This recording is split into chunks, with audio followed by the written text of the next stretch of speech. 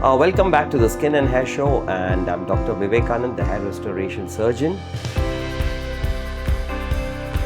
A common question that we face is, how many hairs do I need? The numbers tend to vary depending on clinics to clinics who either treat the donor area aggressively or they tend to treat it conservatively. My motto always has been to respect the donor area, not to over-harvest it and abuse it, and leave enough follicles for hair loss that can happen subsequent to the first transplant. Hair loss always happens in stages, and it is always necessary that enough follicles are left to treat hair loss in future. So the number of hairs that we can transplant to create an ideal cosmetic density also varies from clinics to clinics. Some of them tend to give a high density in a smaller area. The others go the conservative route, where we just plant just what is enough to create a cosmetic change. I was fortunate to have observed Dr. Russell Knudsen working in Sydney way back in 2009.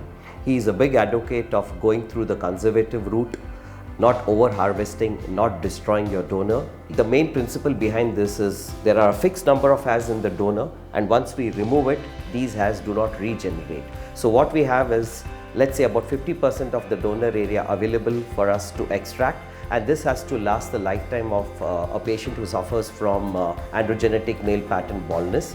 So what we do is we create an ideal cosmetic density using the least number, keeping some for the future.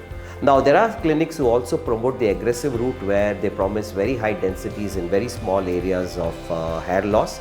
So what that does is it results in an over extraction of the donor, and then sometimes an over extraction can result in baldness being shifted from the front of the head to the back of the head. And to repair these defects in the donor, we sometimes might have to extract hairs from the beard or the body, and that's a very difficult task.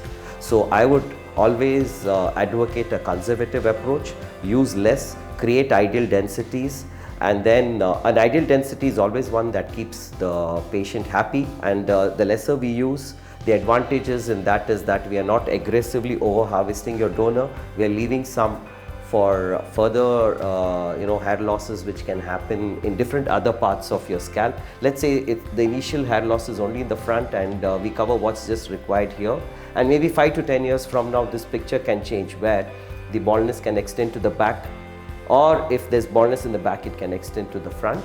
So if you go for a conservative approach, you always have enough donor to cover subsequent areas. So to conclude, the goal of every hair restoration should be achieving an ideal cosmetic density, and if you add more hairs beyond once this cosmetic density has been achieved, it does not dramatically change the way you look, and these are precious grafts because they don't grow back, and it's wise to keep them for hair loss if at all it happens in future.